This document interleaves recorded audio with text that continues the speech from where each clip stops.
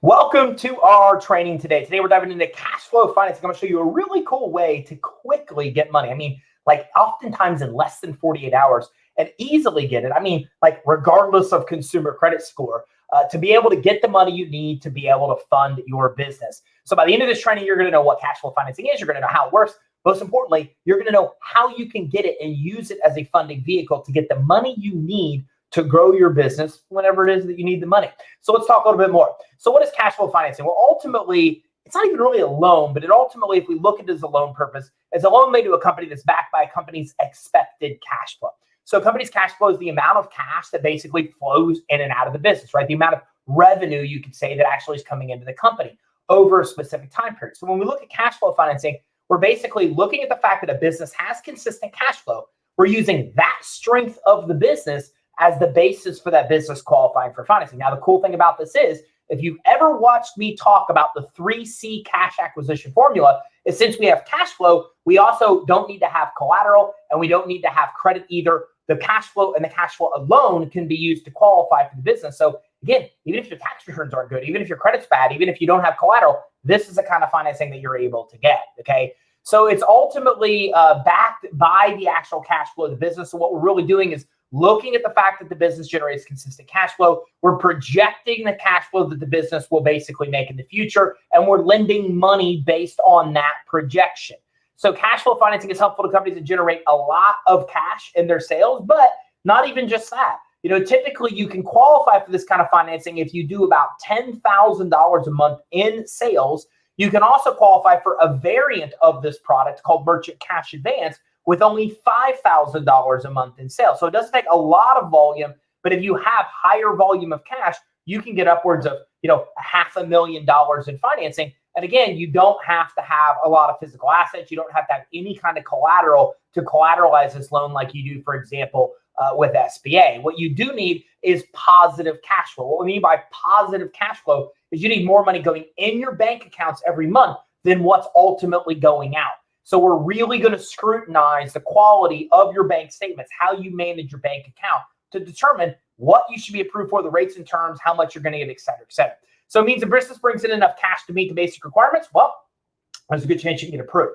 So banks and creditors analyze your positive cash flow, and this is how they determine how much credit you're going to get. They're going to look at basically your revenue, and your revenue, typically you're able to get about 10 to 12% of whatever your annual revenue is. We'll talk about some other sources that can give you up to 30% of your cash flow as we dive more into this training near the end. So cash flow financing can be short or long term. And by that, I mean, they typically range anywhere from 12 months up to about 60 months or 5 years. So usually the term on this is about 1 to 5 years is the length of time that you're going to be able to get funding for. Okay. And it can be used for just about any purpose. You could use the revenue of a business to buy the business. You could use it for any kind of general purpose, marketing, growth, payroll. We've absolutely funded people in 24 hours so they can pay their actual payroll. So a lot of different purchases that you're able to do with this, including major purchases. We had another client that is a soft drink company, and they used this to bring the manufacturing inside in-house, which saved them a ton of money. So a lot of different reasons, whether it be big or small, for this kind of financing. Companies are more or less borrowing money from your future revenue is ultimately what you're doing here. You're using the fact that you have consistent revenue to borrow against that future revenue and in order to get financing. Okay. And banks and credit issues develop a payment schedule based on your projected future sales, and in addition to analysis of historical value. So they're looking at what you've done historically. They're projecting what you're going to do in the future, and that's kind of where they determine the kind of terms you're going to get and the payback terms that you're going to get it to. Bears Electric, thanks for coming in from YouTube. Good morning, family from Bismarck. Thanks for coming in. And James just says, good. That's awesome. That's a Jocko Wilk phase. That's what Jocko always says. I love that. So why would you get this? Well, you might have a temporary decrease in cash flow, okay? A cash flow disruption could come from less than stellar seasonal sales. The company might be facing unexpected expenses. You might want to be starting up a project.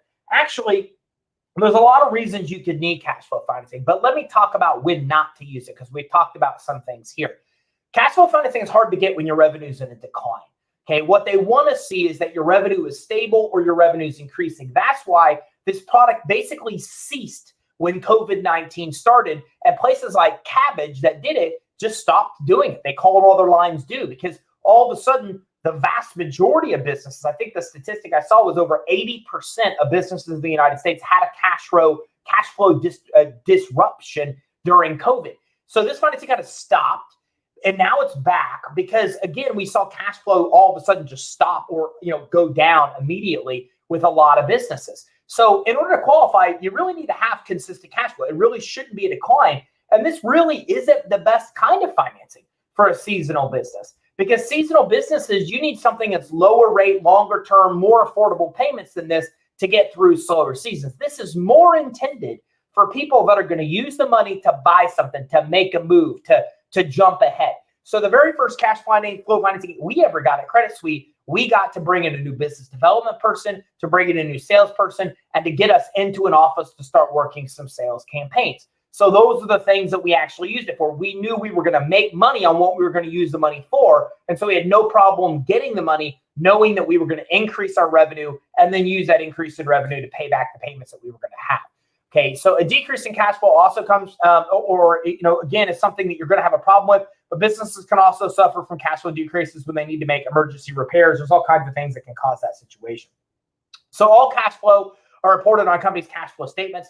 The cash flow statement records the company's net income or profit for the period. Operating cash flow is calculated from this as well. But even though we're familiar with cash flow statements, that's not how this really works. What they're going to typically want to see is 3 months worth of your bank statements and 3 months worth of your merchant cash or your merchant statements, your credit card statements. So if you're accepting credit cards from customers, they're going to want to see those credit card statements. If you're accepting, they're also going to want to see your bank statements. So let's talk about that. There's two kinds of financing that I kind of put in this category. There's merchant cash advances and there's cash flow financing.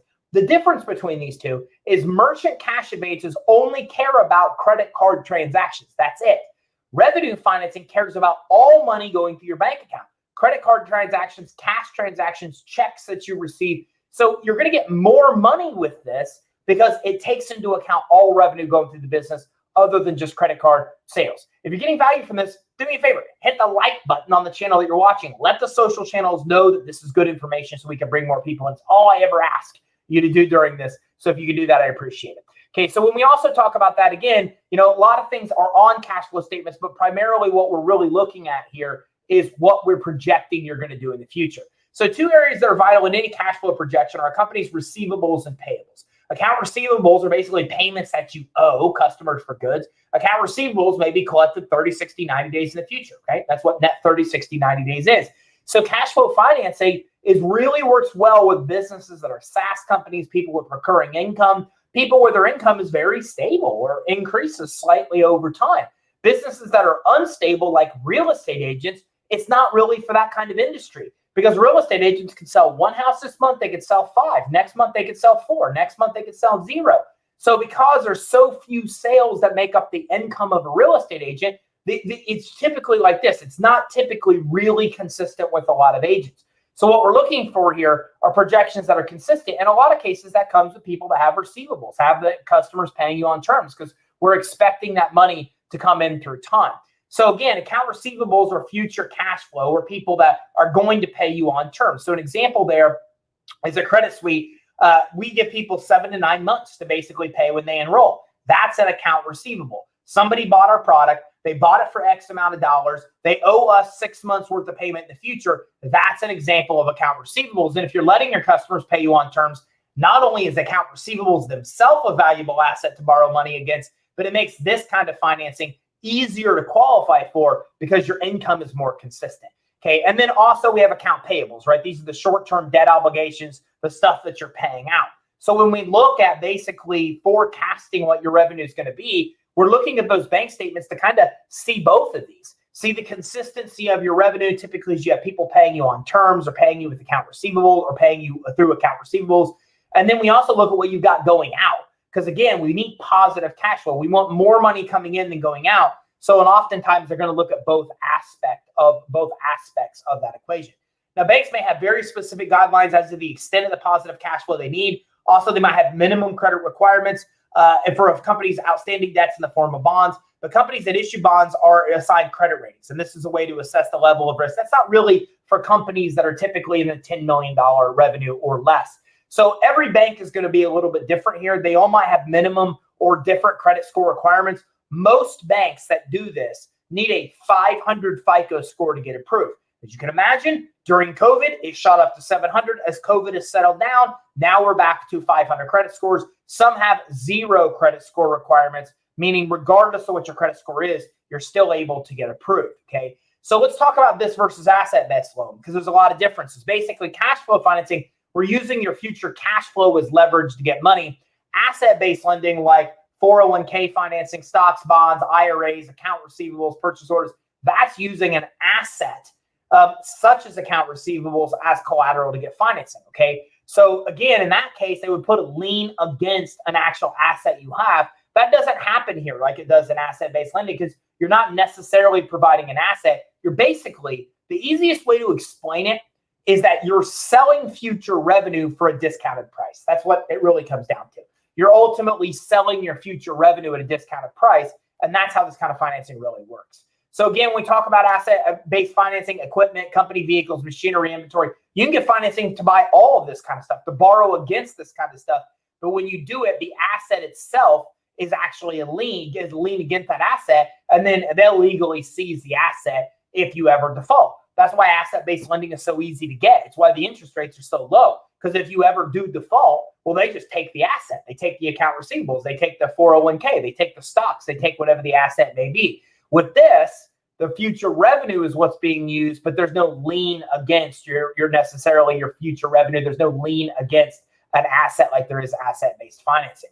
So cash flow financing, again, as I mentioned, works in a similar way. It's just basically selling future revenue instead of actually using an asset. So which companies are most likely to use asset-based or cash flow financing? Well, companies that tend to use asset-based financing are companies that have fixed assets. It's that simple. If you have assets, you should go that route because the terms are way better. 401k, stocks, bonds, IRAs, commercial vehicles, commercial real estate, account receivables, purchase orders, inventory, equipment. What asset do you have? If you have an asset, it's very likely that you can use that asset to qualify for financing at very good terms. So you want to try that out. Cash flow financing is more for businesses that have consistent income and revenue and really a lot of regular transactions coming in. So service companies, retail businesses are very good for this. A restaurant, a retail store, because every day they're processing transactions. Every day they've got money going in their bank account. Like I mentioned, real estate agents aren't like that. That's why they're not the best fit here. So cash flow financing basically strikes a balance between loan size, APR, and length of application process. It's better than most unsecured loans online that we found because it's faster and easier to get, okay? But there is a limit on the amount of your loan. And as I mentioned, the limit of the amount of the loan typically is tied to your actual revenue itself, okay? So traditional banks typically offer larger loans, often over even $1 million, and it's at a very good low APR, but it can take many months to close. A lot's being said here that I think is important. If you want $250,000, $500,000, $1 million loans, credit lines, if you qualify, your bank might be the better source. You're going to get a lower interest rate. You're going to get a longer term. Your payment's going to be less, okay? But it's going to take months to qualify. Your cash flow has to be solid. Your tax returns have to be solid. Your credit's got to be good. You got to have assets to offset the lender's risk. They're just tough to qualify for conventional bank loans like SBA loans. In this case, when we talk about it, it's way easier to qualify. Oftentimes, you only need to have 1 year time in business, okay? And oftentimes, you can get approved even with a 6-month time in business for merchant cash advances. Now, you might need a minimum credit score of 500, as we talked about. Some sources don't have that requirement. And if you have challenged credit, but other strengths like your cash flow management's really good in your bank accounts, then there's a very good chance that you can actually get approved. Okay, so again, really good way to go if you don't have assets. And even if you can't verify your income per tax returns, your credit's not good. Okay, so a lot of sources provide this. OnDeck is the biggest in this source because they're a publicly traded company, but there's a lot of lenders online. As a matter of fact, most online fintech lenders use this kind of program as their primary funding vehicle. How you know is very simple. If you ever see ads or on their website that they have a $10,000 a month revenue requirement and 1 year time in business, it's probably this kind of financing, almost always.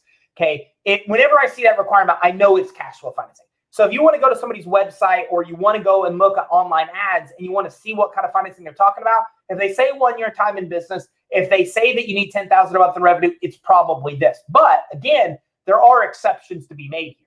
We help people all the time with 6 months, 8 months, 9 months in business. We help people all the time that have less than $10,000 a month in revenue. So there are exceptions. It just comes down to what I call compensating factors. Well, not me. That's a term really in the lending industry, which means, hey, if you manage your bank account really well and it's really solid, well, then you can get around a lot of other things, like you don't meet credit score requirements or you don't meet the minimum revenue requirements. And Laura from LinkedIn says, this is great info, Ty. I appreciate that. ARF Financial is a great source for cash flow financing. So I appreciate that as well. Thank you, Laura. So who provides cash flow financing? Funding Circle is another one that will perform soft inquiry on your credit, minimum of 2 years in financing. So they're another source that offers this, but also they offer peer-to-peer lending as well. So they've got some other kind of financing. But again, there's a lot of sources that offer this. So there's some things here that I want to talk about. First of all, how much money can you get? You're going to typically get 10 to 12% of whatever your annual revenue is. If I do $1 million in annual revenue, I'm typically going to get $100,000 to $120,000 in financing, roughly, is what we're looking at. If you want to get more than that, you really need to be processing part of your customers' payments through Square or PayPal, because PayPal, Square, they have financing similar to this, that you can get money just based on what's going through your PayPal account, what's going through your Square account. And I've seen them lend as much as 30% of your annual revenue. Okay, so again, if you want even more than that, I recommend you should always have money going through PayPal and Square. And here's why. If you have customers, if you give customers the option to pay through PayPal or credit card, first of all, you're going to get more customers because a lot of people feel more secure online paying through PayPal anyways. Then that money that goes through your PayPal account, you could borrow as much as 30% to use cash flow financing through PayPal. And it's very affordable. Sometimes they don't even charge interest, just like a $500 flat fee. But that money from PayPal goes in your bank account. So it still opens up cash flow financing. So by offering PayPal as an option, for example, or Square, you give your customers easier ways to pay. You can still borrow money against PayPal at up to 30% of whatever that revenue is. And you can use revenue financing because that money ends up in your bank account as well. So creative way to get 30% financing against whatever it is that you're actually borrowing.